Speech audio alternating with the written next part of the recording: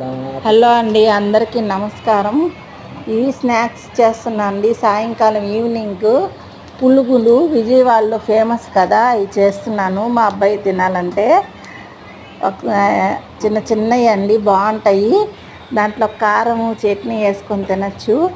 ముందు ఇన్స్టెంట్గా గోధుమ పిండి వీట్ పిండితో వాటితో చేసుకోవచ్చు.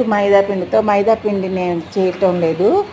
పిండి ఉంటే దాంట్లో కొంచెం గోధుమ పిండి కలుపుకొని ఆమెను చిన్న చిన్నగా వేస్తున్నానండి. మైదా పిండి బీట్ పిండితో కూడా వేసుకోవచ్చు.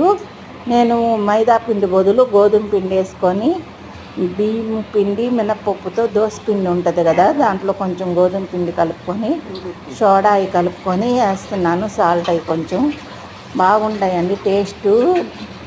దాంట్లోకి కారం కానీ చట్నీ కానీ వేసుకొని తింటే బాగున్నాయండి. మీరు కూడా ఒకసారి ట్రై చేసి దాంట్లో కొంచెం పెరుగు వేసుకుంటే బాగుంటుంది పుల్లగా.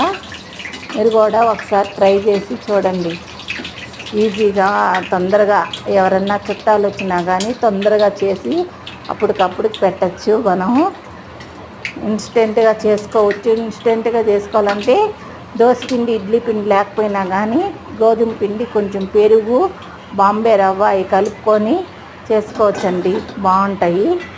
సరే అండి, మరి ఉంటాను. చట్నీ కానీ కారము అల్లం పచ్చడి టమాటా పచ్చడి ఏదైనా బాగుంటాయండి వాటిని.